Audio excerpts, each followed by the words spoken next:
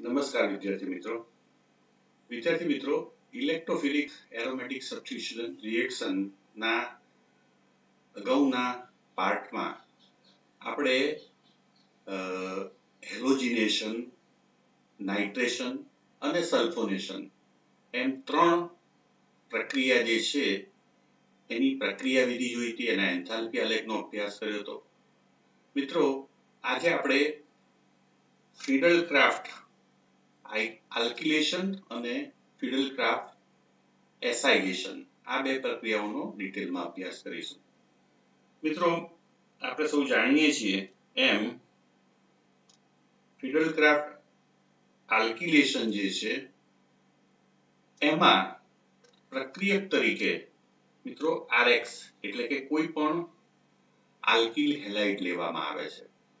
મિત્રો, આ આલ્કિલ હેલાઇડ માંથી R+ ઇલેક્ટ્રોફાઇલ તરીકે ઉત્પન્ન કરવો ઇઝીલી સહેલો હોતો નથી, ઇઝી હોતો નથી, અને પરિણામે એમાં એનહાઇડ્રસ AlCl3 લુઈસ એસિડ તરીકે ઉમેરવામાં આવે છે. આ AlCl3 હેલોજનના જે લોન પેર ઇલેક્ટ્રોન જે છે એ સ્વીકારે છે અને એમાંથી R+ ને છૂટો પાડે છે મિત્રો. અને આ હેલોજન અને H બે ભેગા થઈને HX જુદું પડે છે અને આલ્કિલ વિસ્થાપિત બેન્ઝીન રિંગ એટલે કે એરોમેટિક સંયોજન આપણને પ્રાપ્ત થાય છે. તો આમ હાઇડ્રોજનની જગ્યાએ H ની જગ્યાએ જો મિથાઇલ, ઇથાઇલ આવા આલ્કિલ સમૂહનું વિસ્થાપન થતું હોય તો એને ફિડલ-ક્રાફ્ટ આલ્કિલેશન તરીકે ઓળખવામાં આવે છે. મિત્રો, અહીંયા એનહાઇડ્રસ AlCl3, BF3, FeCl3 આવા બધા પ્રક્રિયકો જે છે એ ઉદ્દીપક તરીકે વપરાય છે અને એ લુઈસ એસિડ હોય છે.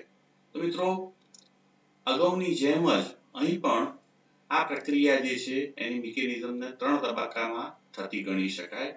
પ્રથમ તબક્કો જે છે મિત્રો, એની અંદર જે આલ્કિલ હેલાઇડ આપણે લીધો છે એ આલ્કિલ હેલાઇડના મિત્રો જે લોન પેર ઇલેક્ટ્રોન જે છે આ ઇલેક્ટ્રોન જે છે એ AlCl3 એ લુઈસ એસિડ હોવાથી સ્વીકારે છે અને લુઈસ એસિડ બેઝ કોમ્પ્લેક્સ આપણને પ્રાપ્ત થાય છે.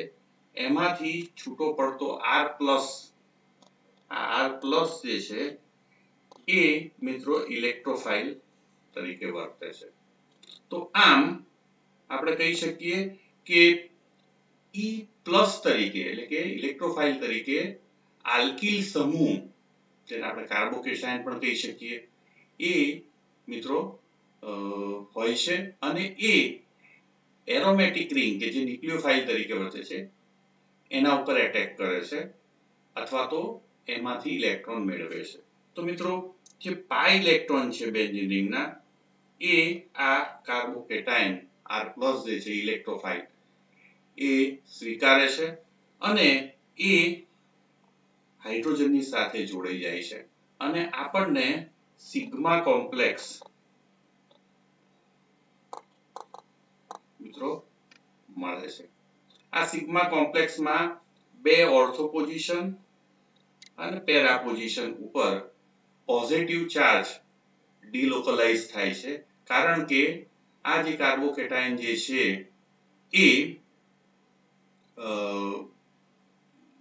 આપણે કહી શકીએ કે જે કાર્બોકેટાયન જે છે એ પાઈ બંધ એને એકાંતરે હોવાથી કોન્જ્યુગેટેડ પોઝિશનમાં હોવાથી એ સંસ્પંદિત હોય છે અને એને કારણે સ્થાયી હોય છે અને AlCl4 માઈનસ આયન છૂટો પડે છે મિત્રો. ત્રીજા તબક્કામાં આ બીજો તબક્કો સ્લો છે અને વેગ નિર્ણાયક તબક્કો છે. ત્રીજો તબક્કો જે છે મિત્રો એમાં આ સિગ્મા કોમ્પ્લેક્સ માંથી આ પ્રોટોન જે છે મિત્રો એ ઇલેક્ટ્રોન બેન્ઝીન રિંગને આપીને CH બંધના બંને ઇલેક્ટ્રોન અને એ AlCl4- સાથે જોડાય છે અને HCl વત્તા AlCl3 આપણને મળે છે અને આલ્કિલ વિસ્થાપિત બેન્ઝીન આપણને પ્રાપ્ત થાય છે। મિત્રો અહીંયા AlCl3 જે છે એ પરત પાછો મળે છે। તો આમ AlCl3 જે છે એ આલ્કિલ હેલાઇડ માંથી ક્લોરીન ને લઈ અને R+ જે ઇલેક્ટ્રોફાઇલ ઉત્પન્ન કરે છે અને અંતિમ તબક્કામાં એ હાઇડ્રોજન ને એમાંથી ખેંચી અને ફરીથી એરોમેટિક રિંગ એરોમેટિસિટીની સ્થાપના કરે છે। તો આમ 3 તબક્કામાં આ પ્રક્રિયા પણ મિત્રો થાય છે। અગત્યની વાત એ છે કે અહીંયા એનહાઇડ્રસ AlCl3 જેવા લુઈસ એસિડની ખાસ આવશ્યકતા હોય છે। મિત્રો અહીંયા એનો એન્થાલ્પી આલેખ પણ જોઈ શકો છો તમે કે બેન્ઝીન રિંગ ઉપર R+ આલ્કિલ જે કાર્બોકેટાયન જે છે એ ઇલેક્ટ્રોફાઇલ તરીકે એટેક કરે છે અને EA1 જેટલી સક્રિયકરણ શક્તિ મેળવી અને આ કાર્બોકેટાયન જે છે ઇન્ટરમીડિયેટ તરીકે પ્રાપ્ત થાય છે। મિત્રો આ કાર્બોકેટાયન જે છે સંસ્પંદનથી સ્થાયી હોય છે અને બીજા આ કાર્બોકેટાયન જે છે એની શક્તિ ખૂબ જ હોવાથી તરત જ એમાંથી હાઇડ્રોજન ગુમાવી H+ ગુમાવી અને તરત જ એ નિપજમાં ફાઇનલ પ્રોડક્ટમાં રૂપાંતરિત થાય છે।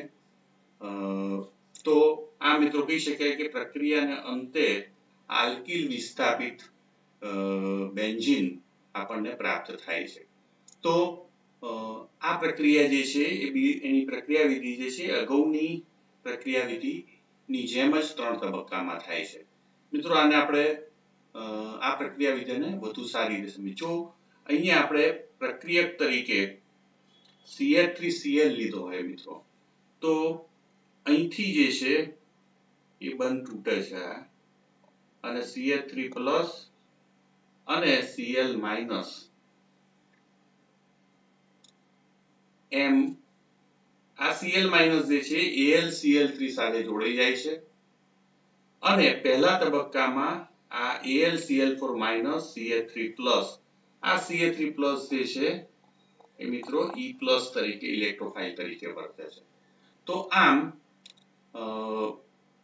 ટોલ્યુઇન આપણને અહીંયા જે નિપજ મળે છે એમાં પહેલો તબક્કો જે છે એમાં CH3+ એટલે કે ઇલેક્ટ્રોફાઇલની ઉત્પત્તિ જે છે એ આ રીતે થાય છે મિત્રો। CH3Cl માંથી AlCl3 જે છે Cl મેળવી લે છે એના ઇલેક્ટ્રોન કારણ કે લુઈસ એસિડ છે અને CH3+ જે છે એ આપણને ઇલેક્ટ્રોફાઇલ તરીકે મળે છે। એટલે ઇલેક્ટ્રોફાઇલની ઉત્પત્તિ પહેલા તબક્કામાં આ મિત્રો ઇલેક્ટ્રોફાઇલ જે છે એ બેન્ઝીન રિંગમાંથી ઇલેક્ટ્રોન મેળવે છે એટલે કે બેન્ઝીન અહીંયા જે છે એ ન્યુક્લિયોફાઇલ તરીકે વર્તે છે અને એ CH3 સમૂહ જોડાઈ જાય છે એરોમેટિક રિંગ સાથે અને ઓર્થો પોઝિશનમાં અહીંયા મિત્રો તમે જોઈ શકો છો પોઝિટિવ ચાર્જ આવે છે। તો આમ કાર્બોકેટાયન આપણને પ્રાપ્ત થાય છે। આ કાર્બોકેટાયનમાં અહીંયા જે બ્લુ એરો દર્શાવેલો છે એ રીતે એક પાઈ ઇલેક્ટ્રોન એકાંતરે હોવાથી સંસ્પંદન શક્ય બને છે અને પોઝિટિવ ચાર્જ જે છે પેરા પોઝિશનમાં આવે છે ફરીથી આ ઇલેક્ટ્રોન અહીંયા મૂવ કરે છે અને ફરીથી પોઝિટિવ ચાર્જ જે છે એ ઓર્થો પોઝિશનમાં આવે છે। તો આમ એનું સંકર સૂત્ર જે સિગ્મા કોમ્પ્લેક્સનું અહીંયા દર્શાવેલું છે મિત્રો તો એ સિગ્મા કોમ્પ્લેક્સ જે છે એ બીજા તબક્કામાં ઉત્પન્ન થાય છે। મિત્રો આ તબક્કો જે છે એ સ્લો હોય છે જરૂરી એક્ટિવેશન એનર્જીનું મૂલ્ય વધુ હોવાને કારણે આ વેગ નિર્ણાયક તબક્કો છે। ત્રીજો તબક્કો છે મિત્રો એની અંદર જે સિગ્મા કોમ્પ્લેક્સ જે છે કે જે ખૂબ જ સક્રિય હોય છે એ માંથી એ જે છે હાઇડ્રોજન જે છે એ બંને ઇલેક્ટ્રોન મિત્રો CH1 ના અહીંયા મૂકીને AlCl4 ના Cl સાથે સંયોજાય છે ને HCl અને AlCl3 બનાવે છે મિત્રો. અને ફરીથી દ્વિબંધની રચના થતા ટોલ્યુઇન આપણને નિપજ તરીકે મળે છે કે જે એરોમેટિક છે. તો આમ મિત્રો AlCl3 ની ભૂમિકા અહીંયા કેટાલિસ્ટ તરીકેની છે. તો જો નિર્જળ AlCl3 ના હોય તો આ આલ્કિલ હેલાઇડ માંથી કાર્બોકેટાયન જે ઇલેક્ટ્રોફાઇલ છે એ ઉત્પન્ન થઈ શકતો નથી. એટલે લુઈસ એસિડ AlCl3 જેવા એની હાજરી કેટાલિસ્ટ તરીકે એ આ પ્રક્રિયા ને શક્ય બનાવે છે. મિત્રો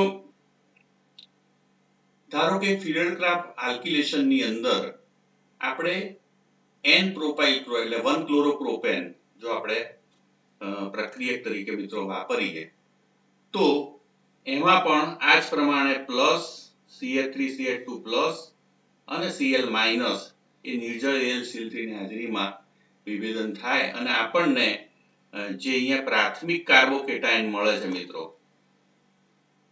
એ અહીંયા જોઈન્ટ થવાને કારણે n પ્રોપાઇલ બેન્ઝીન આપણને નોર્મલ પ્રોપાઇલ બેન્ઝીન મળવું જોઈએ. પણ મિત્રો આ પ્રક્રિયા થતી નથી.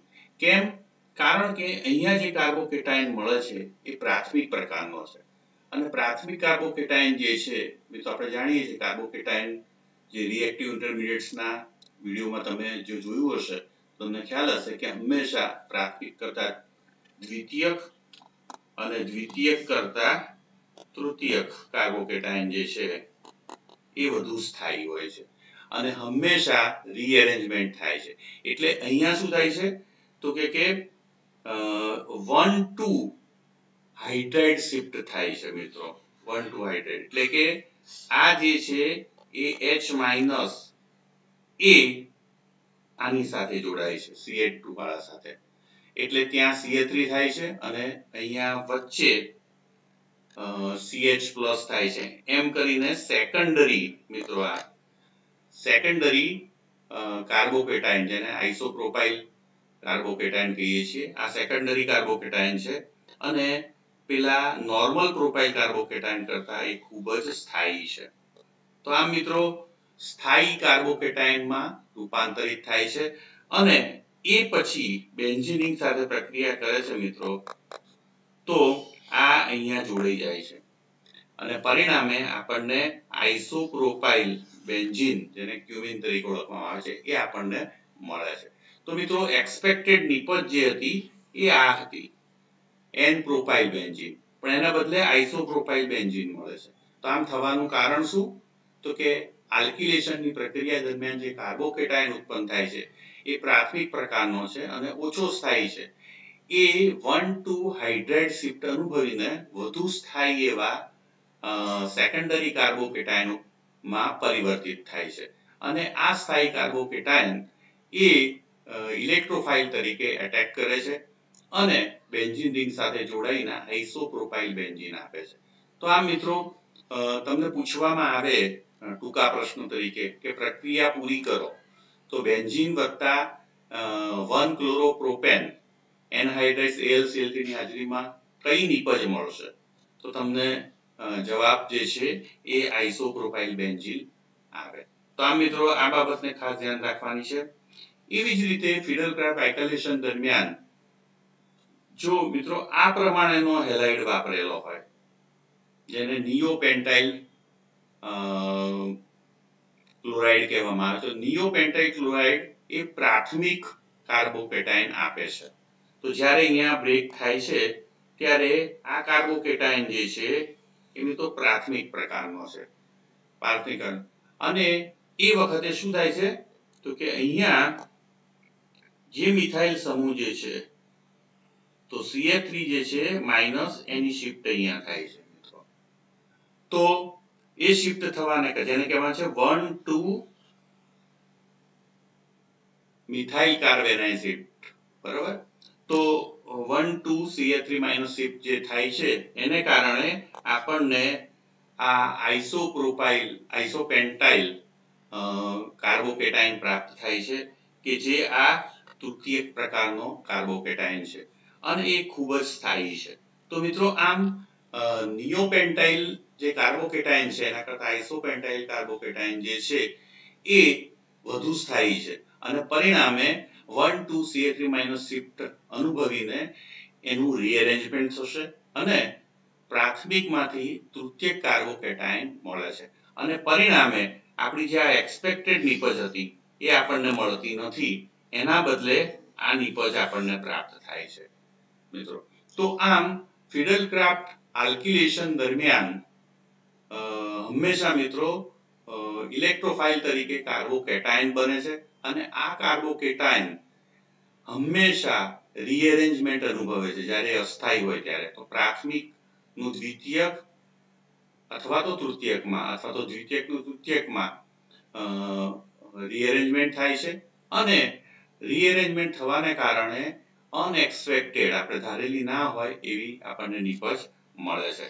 તો આમ મિત્રો ફિડલ-ક્રાફ્ટ આલ્કિલેશન દરમિયાન રીઅરેન્જમેન્ટ જે છે એ આપણી ધારેલી નિપજ નથી આપતું, એના બદલે બીજી નિપજ આપે છે. તો આની લિમિટેશન છે. ઘણી વખતે મિશ્રણ પણ મળે છે, એક પ્રોડક્ટ નહીં પણ વધુ પ્રોડક્ટનું મિશ્રણ પણ મળે છે. તો આમ આઇસોલેશનના પ્રક્રિયા બાદ એના લઘીકરણના પ્રશ્નો પણ ઉપસ્થિત થાય છે. તો આલ્કિલેશનમાં આ વસ્તુ જોવા મળે છે. મિત્રો હવે જો અહીંયા એક બાબતનું ખાસ ધ્યાન રાખવાનું છે કે આપણે AlCl3 જો આપણે વાપરીએ છીએ એનહાઇડ્રસ, તો એ વખતે કાર્બોકેટાયન મળે છે આપણને એન પ્રોપાઇલ અને આપણને એ કાર્બોકેટાયન જે છે પ્રાથમિક એનું સેકન્ડરીમાં રીઅરેન્જમેન્ટ થાય છે 1,2 હાઇડ્રાઇડ શિફ્ટને કારણે અને આપણને ક્યુમિન એટલે કે આઇસોપ્રોપાઇલ બેન્ઝીન મળતું હતું. પણ મિત્રો જો AlCl3 ને બદલે એનહાઇડ્રસ FeCl3 વાપરવામાં આવે અથવા તો ઝિંક ક્લોરાઇડ વાપરવામાં આવે મિત્રો, ખાસ ધ્યાન રાખજો. તો અહીંયા જો બેન્ઝીનની પ્રક્રિયા 1-ક્લોરોપ્રોપેન સાથે એનહાઇડ્રેટ FeCl3 અથવા તો એનહાઇડ્રેટ ZnCl2 વડે થાય તો મિત્રો આ પ્રક્રિયામાં નોર્મલ જે આપણી એક્સપેક્ટેડ પ્રોડક્ટ છે એ જ મળે છે. એટલે કે આ જે વધુ સ્ટેબલ કાર્બોકેટાયન જે છે એ બનતો નથી. આમ ના થવાનું કારણ શું? કેમ અહીંયા રીઅરેન્જમેન્ટ થતું નથી? તો આ પ્રક્રિયા દરમિયાન પ્રાથમિક કાર્બોકેટાયનનું દ્વિતીયક કાર્બોકેટાયનમાં રીઅરેન્જમેન્ટ થતું નથી. તો ના થવાનું કારણ શું?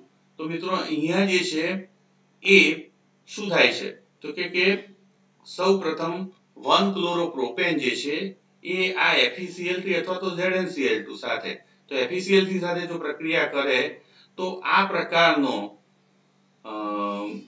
લુઈસ એસિડ બેઝ કોમ્પ્લેક્સ આપે છે.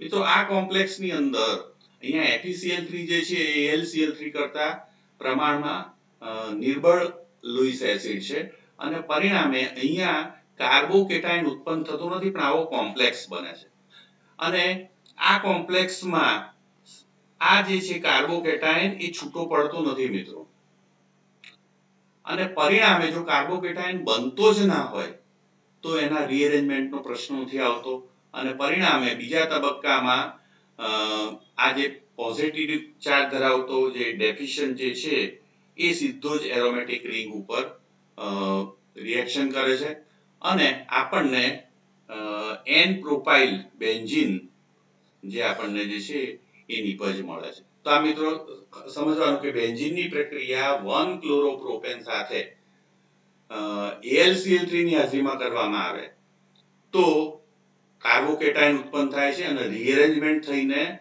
આઇસોપ્રોપાઇલ બેન્ઝીન મળે છે.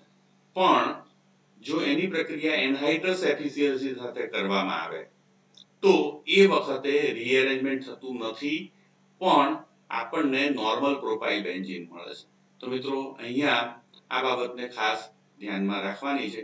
એ જ બાબતને અહીંયા આ રીતે પૂછી શકાય. નીચે એક્ઝામ્પલ આપેલો છે. તો બેન્ઝીનની પ્રક્રિયા 1-ક્લોરોપ્રોપેન સાથે જો કરવામાં આવે એનહાઇડ્રસ FeCl3 સાથે તો મિત્રો FeCl3 છે અહીંયા એટલે રીએરેન્જમેન્ટ નહીં થાય। કેમ નહીં થાય? કારણ કે કાર્બોકેટાયન ત્યાં બનતો નથી। તો મિત્રો અહીંયા જે છે એ એરોમેટિક રિંગ ઉપર મિત્રો આ રીતે તો આ જે છે આપણને આઈસો એન પ્રોપાઇલ બેન્ઝીન જે છે આપણને મળે છે। પણ મિત્રો જો અહીંયા એનહાઇડ્રસ AlCl3 હોય આ જ રિએક્શન ની અંદર તો અહીંયા મિત્રો ક્યુમિન મળે છે એટલે કે બેન્ઝીન રિંગ ઉપર આઇસોપ્રોપાઇલ ગ્રુપ લાગે છે। તો આ એન પ્રોપાઇલ બેન્ઝીન છે જ્યારે અહીંયા આઇસોપ્રોપાઇલ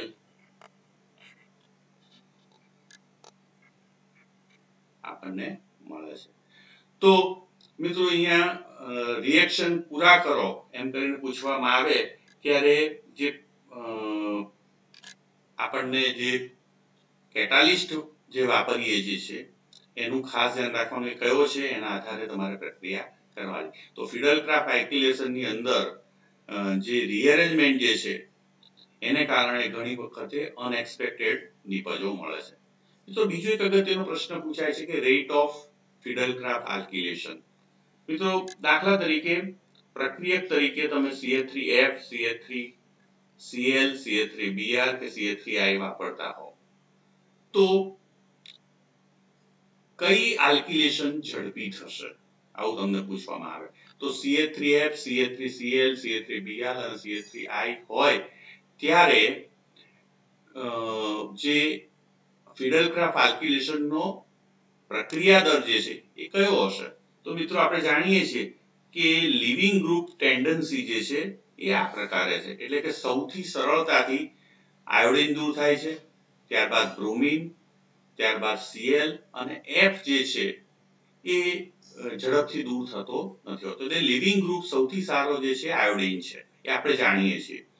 તો મિત્રો આપણે સ્વાભાવિક જ થાય કે જે સારો લિવિંગ ગ્રુપ અહીંથી આ તૂટે છે એટલે આ દૂર થાય છે તો જે સારો લિવિંગ ગ્રુપ હશે એ જ મિત્રો રેટ એનો જે છે ફિડલ-ક્રાફ્ટ એલ્કિલેશન નો હશે એવો માનીએ તો એનો રેટ પણ આવો જ હશે એવું આપણે કહી શકીએ।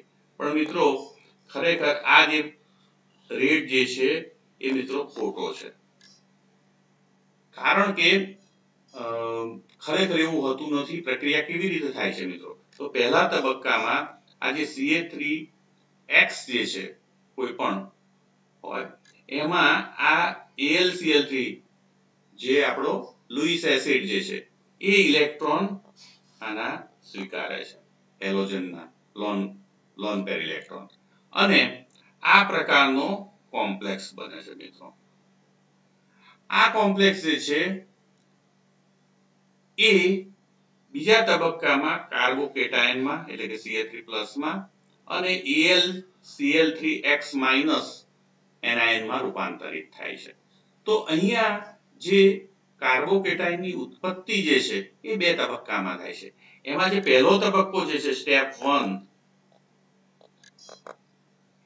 એ ખૂબ જ ધીમો છે અને વેગ નિર્ણાયક તબક્કો છે એટલે કે પહેલા તબક્કામાં જે AlCl3 જે છે એ આની સાથે જોડાય છે અને કોમ્પ્લેક્સ બનાવે છે। બીજો તબક્કો જે ખૂબ જ ઝડપી છે એ વેગ નિર્ણાયક તબક્કો નથી મિત્રો। બીજો તબક્કો જે છે વેગ નિર્ણાયક તબક્કો નથી અને એમાંથી CH3+ અને તો CH3+ ઉત્પન્ન થવા માટે લિવિંગ ગ્રુપનું સહેલાઈથી દૂર થવું કે નથી પણ ખરેખર શું છે વાસ્તવમાં તો પહેલું સ્ટેપ અગત્યનું છે। તો પહેલું સ્ટેપ જે છે એ વેગ નિર્ણાયક તબક્કો છે। તો રેટ ઓફ રિએક્શન જે છે એ નક્કી કરે છે। તો એમાં શું થાય છે તો કે એમાં હેલોજન જે છે ઇલેક્ટ્રોન કોને આપે છે? AlCl3 ને લુઈસ એસિડ ને। તો જે ઇલેક્ટ્રોન સરળતાથી આપશે મિત્રો એ પ્રક્રિયા વધુ ઝડપી થશે। તો મિત્રો આપણે જાણીએ છીએ કે સરળતાથી ઇલેક્ટ્રોન જે છે એ ફ્લોરિન પોતાને આપે છે કારણ કે ઇલેક્ટ્રોન આપવાની વૃત્તિ જે છે લોન પેર ઇલેક્ટ્રોન આપવાની વૃત્તિ એ સૌથી વધુ ફ્લોરિનની છે। જ્યારે આયોડિનની સૌથી ઓછી છે. કેમ? કારણ કે ફ્લોરિનનું કદ નાનું છે અને આયોડિનનું કદ મોટું છે. તો નાના કદવાળો ફ્લોરિન જે છે એ એના લોન પેર ઇલેક્ટ્રોન બહુ ઝડપથી AlCl3 ને આપી દે છે. તો જેટલો ઝડપથી હેલોજન જે છે લોન પેર ઇલેક્ટ્રોન આપે એટલું સ્ટેપ 1 ઝડપી થાય અને સ્ટેપ 1 જે છે વેગ નિર્ણાયક તબક્કો છે. એટલે પ્રક્રિયા વેગનો આધાર જે છે એ પ્રથમ સ્ટેપમાં છે કે જેમાં ઇલેક્ટ્રોન આપવાની વૃત્તિ પર આધારિત છે. તો આમ રેટ ઓફ ફિડલ-ક્રાફ્ટ આલ્કિલેશન જે છે એ આ પ્રકારે થશે. સૌથી વધુ જે ઝડપ છે એ CH3F ની છે, ત્યારબાદ CH3Cl, પછી CH3Br અને CH3I. તો તમને પૂછવામાં આવે કે રેટ ઓફ ફિડલ-ક્રાફ્ટ આલ્કિલેશન જણાવો તો આપણે આ જણાવી શકીએ. તો મિત્રો અહીંયા આપણે ફિડલ-ક્રાફ્ટ આલ્કિલેશનની જે પ્રક્રિયા દર છે, પ્રક્રિયાની ઝડપ છે એની વાત કરી. મિત્રો ફિડલ-ક્રાફ્ટ આલ્કિલેશન જે છે એમાં આપણે જાણીએ છીએ કે આલ્કિલ હેલાઇડ વપરાય છે અને AlCl3 જે છે એ મિત્રો એ હેલાઇડ પાસેથી લોન પેર ઇલેક્ટ્રોન મેળવે છે અને કાર્બોકેટાયન બનાવે છે. એટલે ટૂંકમાં કાર્બોકેટાયનની ઉત્પત્તિ અગત્યની છે અને આ કાર્બોકેટાયન એ ઇલેક્ટ્રોફાઇલ તરીકે વર્તે છે મિત્રો. તો ઇલેક્ટ્રોફાઇલ તરીકે કાર્બોકેટાયન અહીંયા બને છે આલ્કિલેશનની અંદર અને કાર્બોકેટાયન બનવા માટે અગત્યનું શું છે? પ્રક્રિયા થવા માટે અગત્યનું છે કાર્બોકેટાયનનું બનવું.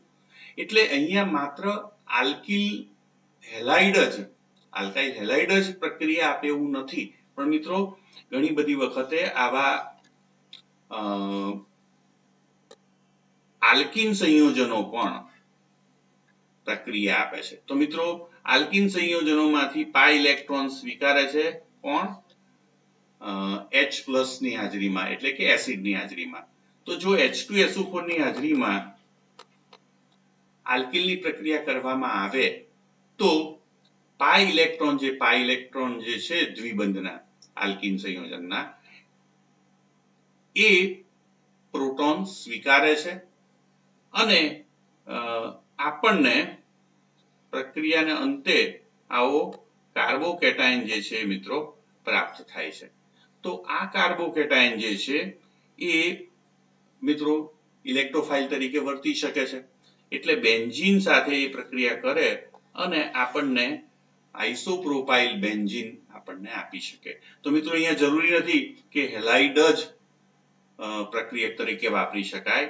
હેલાઇડને બદલે આપણે આલ્કિન સંયોજનને પણ પ્રક્રિયક તરીકે વાપરી શકીએ છીએ. પણ આલ્કિન સંયોજનોમાંથી કાર્બોકેટાયન બનાવવા માટે એસિડિક મીડિયમ જરૂરી છે. તો જો તમે એસિડિક મીડિયમ રાખો આલ્કિન સંયોજન તો એમાં કાર્બોકેટાયન ઉત્પન્ન થાય છે અને આ કાર્બોકેટાયન એ ઇલેક્ટ્રોફાઇલ તરીકે વર્તે છે અને બેન્ઝીન સાથે જોડાઈ અને આઇસોપ્રોપાઇલ બેન્ઝીન આપે છે, જે પણ ઇલેક્ટ્રોફિલિક એરોમેટિક સબસ્ટિટ્યુશન રિએક્શન ગણી શકાય. તો આમાં આલ્કિલેશન માટે માત્ર આલ્કિલ હેલાઇડ પ્રક્રિયક તરીકે નહીં પણ આલ્કિન સંયોજનો પણ વાપરી શકાય છે. મિત્રો એવી જ રીતે આલ્કોહોલ સંયોજનોને પણ આપણે પ્રક્રિયક તરીકે વાપરી શકીએ છીએ. મિત્રો અહીંયા તમે જુઓ છો કે પ્રોટોન છે. તો પ્રોટોન જે છે એ આ આલ્કોહોલ સંયોજનના ઓક્સિજન પાસેથી અહીંયા આલ્કોહોલ જે છે એ લુઈસ બેઝ તરીકે વર્તે છે અને ઇલેક્ટ્રોન મેળવે છે અને એ એની સાથે પ્રોટોનેશન થાય છે. તો પ્રોટોનેશન થવાથી OH2+ મળે છે અને બીજા તબક્કામાં એમાંથી H2O દૂર થઈ જાય છે અને કાર્બોકેટાયન મળે છે. તો આ કાર્બોકેટાયન જે છે એની ઉત્પત્તિ તો આલ્કોહોલ જે છે એનું એસિડિક મીડિયમ જો કરવામાં આવે એટલે કે H2SO4 ની હાજરીમાં જો રિએક્શન કરવામાં આવે તો એમાંથી કાર્બોકેટાયન ઉત્પન્ન થાય છે અને આ કાર્બોકેટાયન પણ એરોમેટિક રિંગ સાથે ઇલેક્ટ્રોફિલિક એરોમેટિક સબસ્ટિટ્યુશન રિએક્શન કરી અને આપણને આ પ્રકારનું વિસ્થાપિત બેન્ઝીન આપે છે, આલ્કિલ વિસ્થાપિત બેન્ઝીન. તો મિત્રો આનો અર્થ એમ થયો કે આલ્કિલ હેલાઇડ ઉપરાંત આલ્કીન સંયોજનો અને આલ્કોહોલિક સંયોજનો પણ ફિડલ-ક્રાફ્ટ આલ્કિલેશન કરી શકે છે. એના માટે એસિડિક મીડિયમ જરૂરી છે. તો મિત્રો જેવી રીતે આલ્કિલ હેલાઇડ હોય તેની માટે AlCl3 જરૂરી છે કાર્બોકેટાઇન ઉત્પન્ન કરવા માટે. એવી જ રીતે અહીંયા આલ્કીન અને આલ્કોહોલ બંનેનું જો એસિડિક મીડિયમ સાથે રિએક્શન કરવામાં આવે તો એનું પ્રોટોનેશન થઈ અને આપણને કાર્બોકેટાઇન પ્રાપ્ત થાય છે અને આ કાર્બોકેટાઇન ઇલેક્ટ્રોફાઇલ તરીકે ઇલેક્ટ્રોફિલિક સબસ્ટિટ્યુશનમાં એરોમેટિક સબસ્ટિટ્યુશનમાં પ્રક્રિયા કરી અને આલ્કિલ વિસ્થાપિત બેન્ઝીન જે છે આપણને આપે છે. મિત્રો તમને નીટ, JEE, નેટ, સ્લેટ આ બધી પ્રક્રિયામાં તમને પૂછવામાં આવે છે કે પ્રોડક્ટ અથવા તો પ્રક્રિયા પૂર્ણ કરો, કઈ પ્રક્રિયા થશે.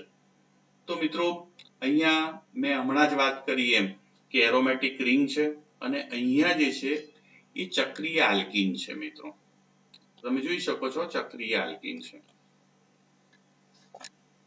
તો એરોમેટિક રિંગની ચક્રીય આલ્કેન સાથે પ્રક્રિયા થાય તો મિત્રો આપણે જાણીએ છીએ કે એરોમેટિક રિંગ જે છે એ સૌપ્રથમ અહીંયા આમાંથી આ મિત્રો કાર્બોકેટાઇન આપણને મળશે.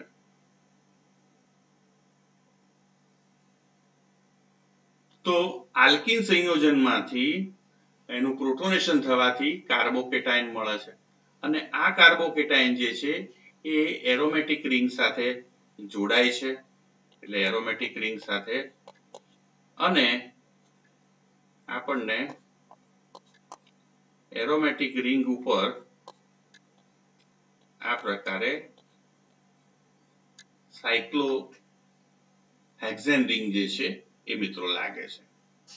એવી જ રીતે અહીંયા બીજું આલ્કીન સંયોજન આપ્યું છે. આલ્કીન સંયોજન જે છે એનું એસિડિક મીડિયમમાં પ્રોટોનેશન થાય છે એટલે મિત્રો આ પ્રકારે કાર્બોકેટાઇન મળે છે.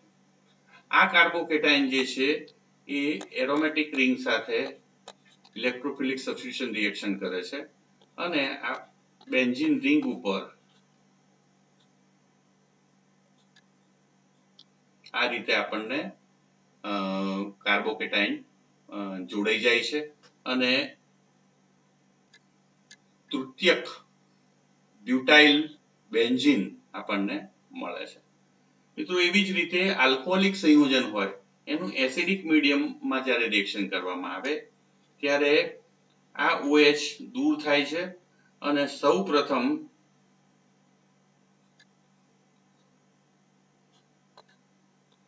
આ પ્રકારનો કાર્બોકેટાઇન પ્રાપ્ત થાય છે.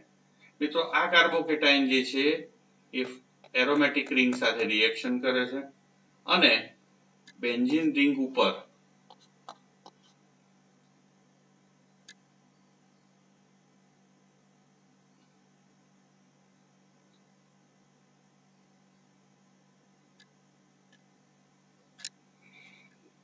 આપણને આ રીતે રિએક્શન થાય છે. તો મિત્રો જે સંયોજનો જે છે એ કાર્બોકેટાઇન આપે એ કાર્બોકેટાઇન સીધો જ એરોમેટિક રિંગ સાથે જોડાઈ આલ્કિલેશન થઈ અને આપણને વિસ્થાપિત નિપજ આપે છે. તો મિત્રો અહીંયા પણ આલ્કોહોલ આ રીતે દૂર થવાથી સૌપ્રથમ કાર્બોકેટાઇન મળે છે અને આ કાર્બોકેટાઇન એરોમેટિક રિંગ સાથે જોડાવાથી મિત્રો આપણને ફરીથી પહેલી જે નિપજ મળી હતી એ જ પ્રકારે ઉપર નિપજ મળે છે.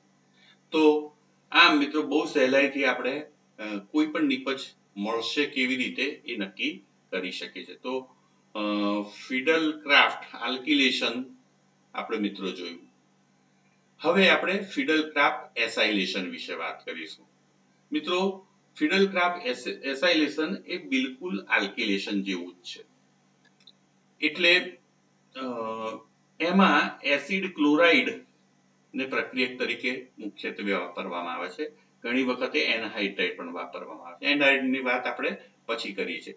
તો જો એસિડ ક્લોરાઇડ વાપરવામાં આવે અને એ જ પ્રમાણે AlCl3 ની હાજરીમાં આ પ્રક્રિયા થાય છે લુઈસ એસિડની હાજરીમાં, તો હાઇડ્રોજનની જગ્યાએ મિત્રો COR જેને એસાઇલ ગ્રુપ કહેવામાં આવે છે, તો એસાઇલ ગ્રુપ લાગે છે, એટલે એસાઇલ બેન્ઝીન જેને એરાઇલ કીટોન તરીકે એટલે કે મિથાઇલ ફિનાઇલ કીટોન તરીકે પણ ઓળખવામાં આવે. તો આમ એરાઇલ કીટોન આપણને પ્રાપ્ત થાય છે અને HCl છૂટો પડે છે.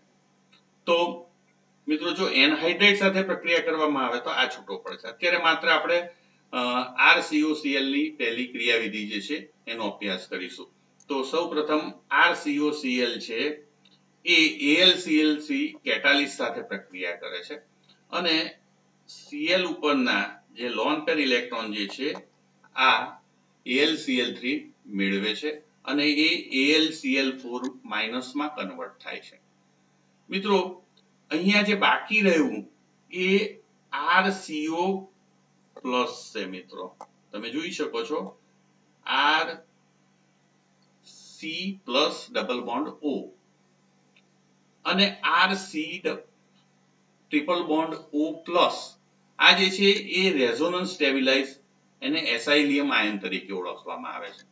તો એસાઇલ ક્લોરાઇડની પ્રક્રિયા AlCl3 કેટાલિસ સાથે થવાથી Cl જે છે AlCl3 સાથે જોડાઈ જાય છે, AlCl4 માઇનસ માં કન્વર્ટ થાય છે અને એસાઇલિયમ આયન ઉત્પન્ન થાય છે. મિત્રો આ એસાઇલિયમ આયન જે છે એ રેઝોનન્સ થી સ્ટેબિલાઇઝ થયેલો હોય છે, સ્થાયી હોય છે, એટલે એ ઇલેક્ટ્રોફાઇલ તરીકે વર્તે છે. તો RCO પ્લસ જે છે એ ઇલેક્ટ્રોફાઇલ તરીકે વર્તે છે અને એરોમેટિક રિંગના ઇલેક્ટ્રોન જે છે સ્વીકારે છે અને એની સાથે જોઈન્ટ થાય છે, એટલે RCO અને H. મિત્રો આપણે જાણીએ છીએ E પ્લસ હોય એ રીતે જ અહીંયા જોડાય છે, અહીંયા RCO. તો આ પહેલો તબક્કો જે છે એ સ્લો છે અને રેટ ડિટરમિનિંગ સ્ટેપ છે. મિત્રો વેગ નિર્ણાયક તબક્કો છે અને એના અંતે AlCl4 માઇનસ ઉત્પન્ન થાય છે અને આપણને સિગ્મા કોમ્પ્લેક્સ, મિત્રો આપણી બધી જ ક્રિયાવિધિ લગભગ સરખી છે, તો સિગ્મા કોમ્પ્લેક્સ આપણને પ્રાપ્ત થાય છે. આ સિગ્મા કોમ્પ્લેક્સ જે છે એમાંથી CH બંધના ઇલેક્ટ્રોન એરોમેટિક રિંગને આપીને H જે છે એ AlCl4 માઇનસ સાથે, એટલે AlCl4 માઇનસ જે છે એ અહીંયા બેઝ તરીકે વર્તે છે, લુઈસ બેઝ તરીકે, અને પ્રોટોનને સ્વીકારે છે અને HCl અને AlCl3 માં રૂપાંતરિત થાય છે અને આ જે છે RCO એ અહીંયા ઉપર રહે છે. તો મિત્રો અહીંયા R જે છે એ આલ્કિલ સમૂહ છે અને આ ફિનાઇલ છે, તો આલ્કિલ ફિનાઇલ કીટોન જેને એરાઇલ કીટોન તરીકે ઓળખવામાં આવે છે એ નિપજ તરીકે મળે છે. તો આમ COR સમૂહને એસાઇલ સમૂહ તરીકે ઓળખવામાં આવે છે અને પરિણામે આ પ્રક્રિયાને ફ્રીડલ ક્રાફ્ટ એસાઇલેશન પ્રક્રિયા તરીકે ઓળખવામાં આવે છે. મિત્રો ફ્રીડલ ક્રાફ્ટ એસાઇલેશન પ્રક્રિયા જે છે એ બિલકુલ આલ્કિલેશન જેવી છે, પણ મિત્રો અહીંયા આલ્કિલેશનમાં કાર્બોકેટાયન મળતો હતો અને કાર્બોકેટાયન જે છે એ આપણે જાણીએ છીએ કે જો પ્રાથમિક કે સેકન્ડરી હોય તો એનું સેકન્ડરી કે ટર્શરી વધુ સ્થાયી એવા કાર્બોકેટાયનમાં રીઅરેન્જમેન્ટ થતું હતું અને પરિણામે ઘણી વખતે અનએક્સપેક્ટેડ નિપજ આપણને પ્રાપ્ત થતી હતી અથવા તો ઘણી વખતે એક કરતા વધારે નિપજોનું મિશ્રણ મળતું હતું. પણ મિત્રો એસાઇલેશનનું ખાસ અગત્યનું પાસું એ છે, એની ખાસ બાબત કહી શકાય કે એમાં રીઅરેન્જમેન્ટ થતું નથી, કારણ કે અહીંયા જે મળે છે એસાઇલ કાર્બોકેટાયન મળે છે. અગાઉ આપણે જે વાત કરી એ પ્રમાણે અહીંયા એસેલિયમ આયન આપણને પ્રાપ્ત થાય છે. તો આ જે છે એસેલિયમ આયન મિત્રો એ સંસ્પંદનથી સ્થાયી હોય છે અને એમાં કોઈ પ્રકારનું રીઅરેન્જમેન્ટ થતું નથી. એટલે અગાઉની પ્રક્રિયામાં આપણે વાત કરેલી કે CH3 CH2 CH2 Cl જો આલ્કિલેશનમાં લેવામાં આવે પ્રક્રિયક તરીકે અને પછી એની પ્રક્રિયા AlCl3 સાથે કરવામાં આવે તો મિત્રો ખરેખર મળવું જોઈએ શું? નોર્મલ પ્રોપાઇલ બેન્ઝીન મળવો જોઈએ, પણ એના બદલે જે કાર્બોકેટાયન મળે છે N પ્રોપાઇલ એ પ્રાથમિક હોવાથી એનું સેકન્ડરીમાં રૂપાંતર થતું હતું રીઅરેન્જમેન્ટ થઈને. એટલે રીઅરેન્જમેન્ટ થવાને કારણે આપણને બે નિપજ મળતી હતી. એક મુખ્ય નિપજ તરીકે, મેજર નિપજ તરીકે ક્યુમિન, જેને આઇસોપ્રોપાઇલ બેન્ઝીન કહીએ છીએ, અને બીજી માઇનોર નિપજ તરીકે આપણને એન પ્રોપાઇલ બેન્ઝીન મળતી હતી. તો આ થવાનું કારણ શું? તો કે રીએરેન્જમેન્ટ. તો આલ્કિલેશન ની અંદર મિત્રો રીએરેન્જમેન્ટ થાય છે કાર્બોકેટાયન નું.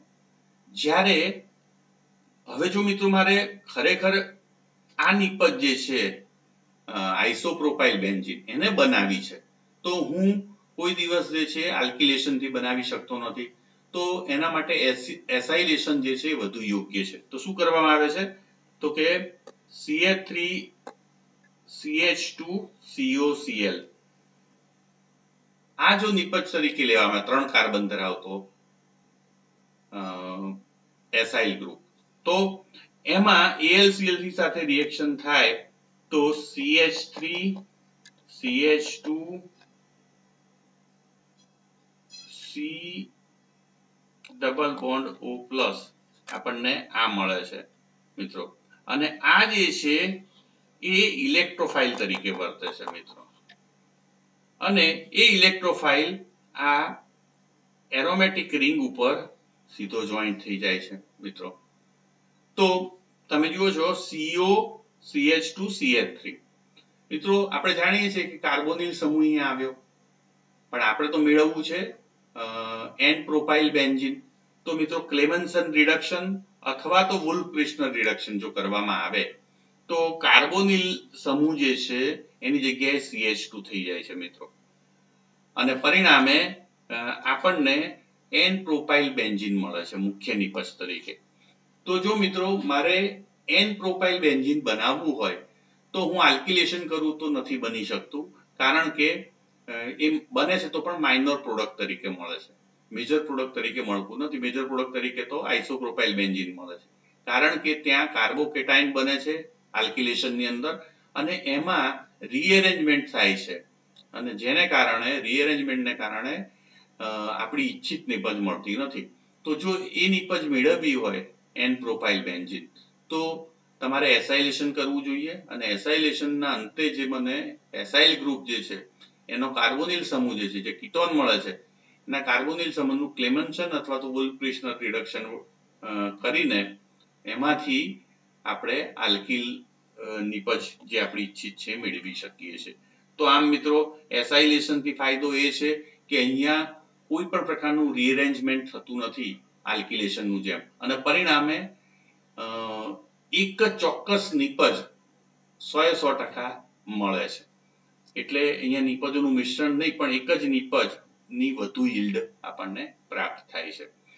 મિત્રો ફિડર-ક્લાર્ક એસાઇલેશનમાં ઘણી બધી વખતે આ પ્રકારનું હોય તો ઇન્ટ્રામોલેક્યુલર સાયક્લાઇઝેશન જોવા મળે છે. એટલે કે આ H અને Cl એ અણુની અંદર જ, એટલે કે ઓર્થો પોઝિશન પર આવેલ એસાઇલ જે આપણું જે છે કમ્પાઉન્ડ, એના ઓર્થો પોઝિશનમાં આવેલો H જે છે અને Cl એ નિર્જળ AlCl ની પ્રક્રિયા કરી અને આ રીતે ચક્રીકરણ પામે છે અને ચક્રીય રચના મળે છે. અને જેનું ઝિંક એમાલ્ગમ અને એસિડિક મીડિયમની હાજરીમાં જો રિડક્શન કરવામાં આવે તો કાર્બોનિલ સમૂહ જે છે એ CH2 માં રૂપાંતરિત થાય છે, અને આમ આપણે સંયોજન મેળવી શકીએ છીએ. તો મિત્રો એસાઇલેશન કર્યા બાદ રિડક્શન કરીને CH2 સમૂહ આપણે પાછો મેળવી શકીએ છીએ કાર્બોનિલ સમૂહની જગ્યાએ. તો મિત્રો ઘણા બધા રિએક્શન ની અંદર જો અણુ આ પ્રકારનો હોય લાંબો, તો અણુના જ પરમાણુઓ વચ્ચે ઇન્ટ્રામોલેક્યુલર સાયક્લાઇઝેશન થાય છે, અને એ પ્રકારનું ફિડર-ક્લાર્ક એસાઇલેશન પણ ઘણી બધી રિએક્શનોમાં જોવા મળે છે. મિત્રો મેં અગાઉ વાત કરી હતી કે મોટે ભાગે એસાઇલેશન ની અંદર RCOCl ને પ્રક્રિયક તરીકે વાપરવામાં આવે છે, અને Cl દૂર થાય છે એટલે RC double bond O plus acylium ion જે છે એ ઉત્પન્ન થાય છે. તો મિત્રો અગત્યનું જે છે અને એ ઇલેક્ટ્રોફાઇલ તરીકે વર્તે છે. તો મિત્રો એસિલિયમ આયન જે છે એ ઇલેક્ટ્રોફાઇલ તરીકે વર્તે છે. એટલે એસાઇલેશન ની માટે ઇલેક્ટ્રોફાઇલ ની ઉત્પત્તિ અગત્યની છે. તો એ માત્ર RCOCl માંથી જ મળે એવું નથી, પણ એના બદલે એનહાઇડ્રેટ જો વાપરવામાં આવે તો મિત્રો એનહાઇડ્રેટમાં આ પણ RCOCl છે, તો આ ભાગ જે છે એ દૂર થઈ જાય Cl ને બદલે, તો AlCl3 જે છે એ ઓક્સિજન જે છે જેના પર લોન પેર છે એમાંથી ઇલેક્ટ્રોન મેળવે છે અને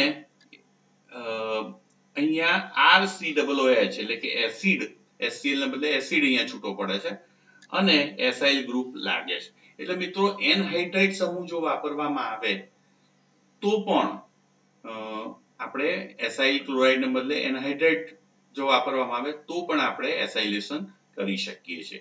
તો મિત્રો ફિડલક્રાફ્ટ એસાઇલેશન માં માત્ર એસાઇલ ક્લોરાઇડ નહીં પણ એસિટિક એનહાઇડ્રેટ કોઈ પણ એનહાઇડ્રેટ લઈને આપણે રિએક્શન એસાઇલેશન કરી શકીએ છીએ.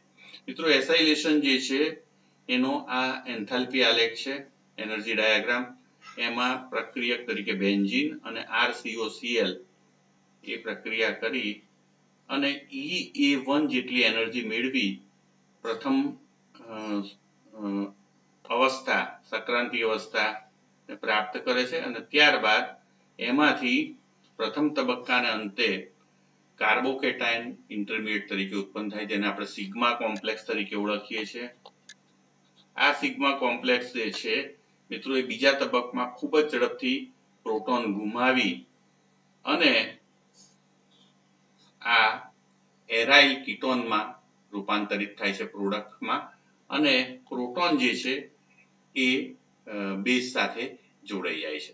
તો આ મિત્રો બીજો તબક્કો ખૂબ જ ઝડપી છે. એટલે પ્રથમ તબક્કો ધીમો અને વેગ નિર્ણાયક તબક્કો છે. તો મોટા ભાગના કિસ્સાઓમાં સલ્ફોનેશનના સિવાયના બધા જ પ્રકારના ઇલેક્ટ્રોફિલિક એરોમેટિક સબસ્ટિટ્યુશનની અંદર પ્રથમ તબક્કો ધીમો અને વેગ નિર્ણાયક છે અને બીજો તબક્કો ખૂબ ઝડપી હોય છે. તો આમ મિત્રો આજે આપણે જે એરોમેટિક ઇલેક્ટ્રોફિલિક સબસ્ટિટ્યુશન રિએક્શન જે છે એમાં આલ્કિલેશન અને એસાઇલેશનની વાત કરી. હવે મિત્રો ફિડલક્રાફ્ટ પ્રક્રિયા જે છે એની લિમિટેશન્સ શું છે?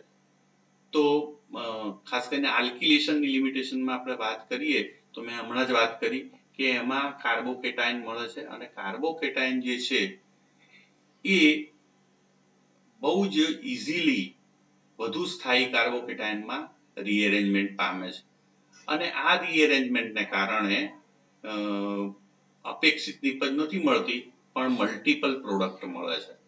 એટલે એક નિપજ જે સ્થાયી કાર્બોકેટાયન વાળી એ મુખ્ય નિપજ તરીકે મળે છે, જ્યારે બાકીની માઇનોર નિપજ પણ મળે છે. એટલે એક લિમિટેશન એ છે આલ્કિલેશનની કે એમાં એક પ્રોડક્ટ મુખ્ય નહીં પણ મિક્સર મળે છે.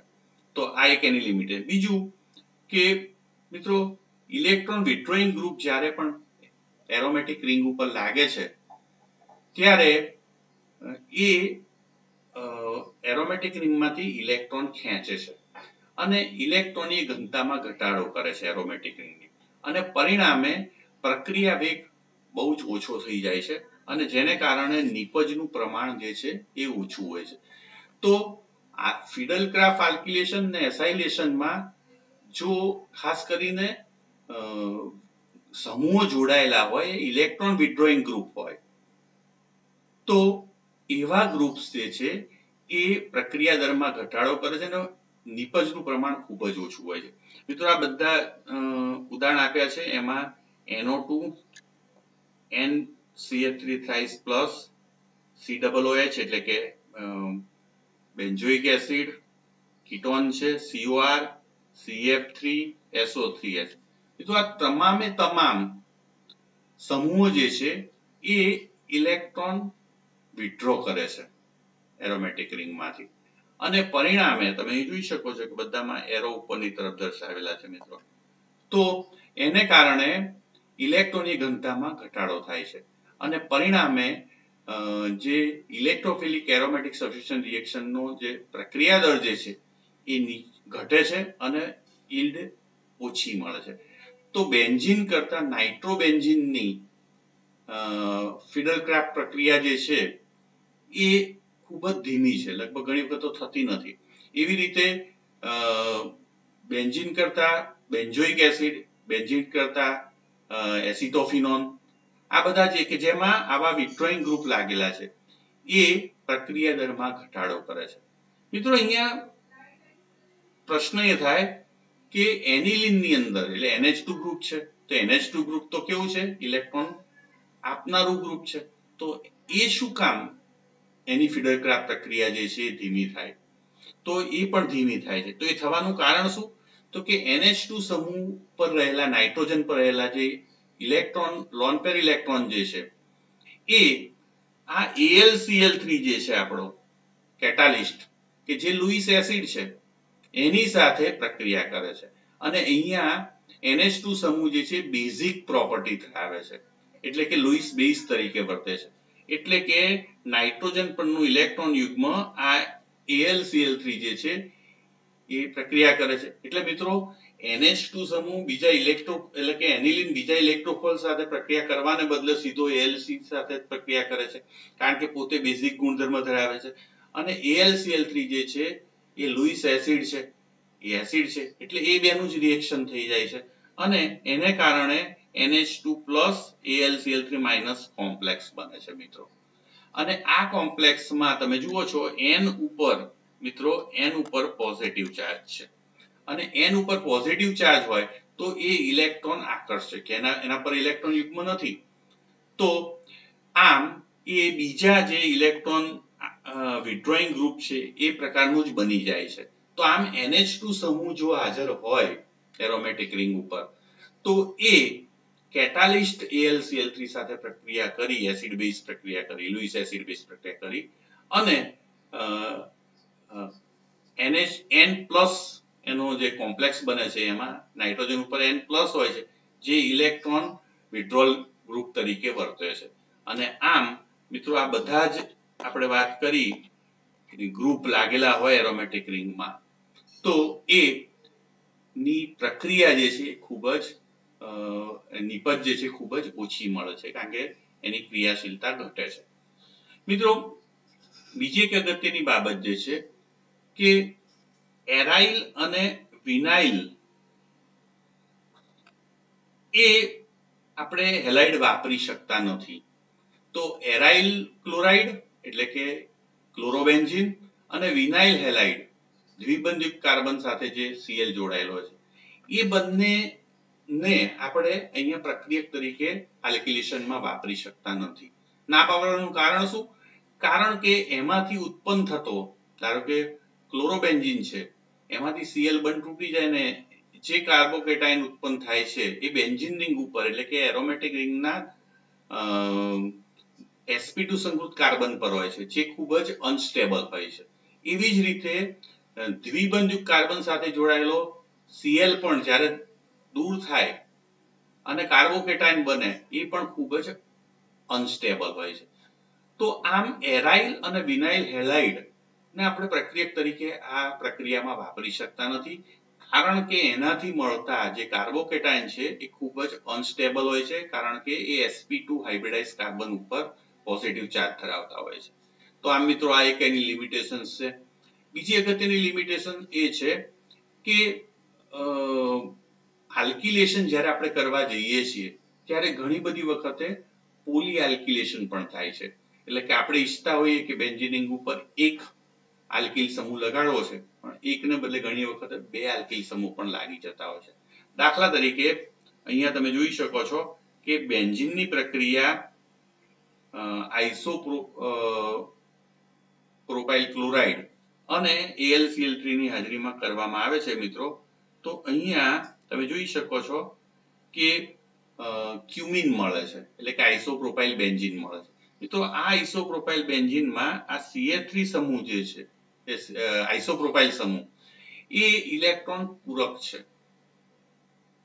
અને એ ઇલેક્ટ્રોન પૂરક હોવાને કારણે એરોમેટિક રિંગ જે છે એની માં ઇલેક્ટ્રોનની ઘનતામાં વધારો કરે છે અને મિત્રો ઇલેક્ટ્રોનની ઘનતા વધુ હોય તો અહીંયા ફરીથી આ જે આઇસોપ્રોપાઇલ ક્લોરાઇડ જે છે ફરીથી એટેક કરશે મિત્રો આઇસોપ્રોપાઇલ ક્લોરાઇડ માંથી CH3 CH CH3 આવો સેકન્ડરી કાર્બોકેટાયન મળે છે મિત્રો આ સેકન્ડરી કાર્બોકેટાયન જે છે એ ખૂબ જ સ્થાયી હોય છે એટલે પહેલી વખતે જોડાઈ અને ક્યુમિન આપે છે અને ક્યુમિન જે છે એની અંદર આઇસોપ્રોપાઇલ સમૂહ હોવાને કારણે પૂરક ઇલેક્ટ્રોન પૂરક હોવાને પ્લસ આ ઇફેક્ટને કારણે એ એરોમેટિક રિંગમાં ઇલેક્ટ્રોન ઘનતામાં વધારો કરે છે અને એરોમેટિક રિંગમાં ઇલેક્ટ્રોન ઘનતા વધતા ફરીથી ઇલેક્ટ્રોફાઇલ બીજો એટેક કરે છે સામેની બાજુથી અને પેરા સ્થાને એ જોડાય છે તો આમ બે પેરા સ્થાને આઇસોપ્રોપાઇલ સમૂહ ધરાવતો પોલી આલ્કિલેશન અહીંયા જોવા મળે છે તો અગત્યની બાબત એ છે કે આલ્કિલેશનમાં આવી રીતના પોલી આલ્કિલેશન જોવા મળે છે પણ એસાઇલેશનમાં આવું થતું નથી આમ ના થવાનું કારણ કે પોલી આલ્કિલેશનમાં કાર્બોકેટાયન બને છે સોરી આલ્કિલેશનની અંદર ફિડલક્રાફ્ટ જ્યારે ફિડલક્રાફ્ટ એસાઇલેશનમાં કાર્બોકેટાયન નથી બનતો એટલે રીએરેન્જમેન્ટ શક્ય હોતું નથી તો આમ મિત્રો આપણે કહી શકીએ કે ફિડલક્રાફ્ટ પ્રક્રિયાની આ બધી લિમિટેશન્સ છે તો મિત્રો આ ચેપ્ટરની અંદર આપણે જે ઇલેક્ટ્રોફિલિક એરોમેટિક સબસ્ટિટ્યુશન રિએક્શન છે એ મહત્વના જે 5 છે એમાં હેલોજિનેશન નાઇટ્રેશન અને સલ્ફોનેશનનો ભાગ 1 માં અભ્યાસ કર્યો હતો જ્યારે આજના લેક્ચરની અંદર આપણે ફિડલક્રાફ્ટ આલ્કિલેશન અને ફિડલક્રાફ્ટ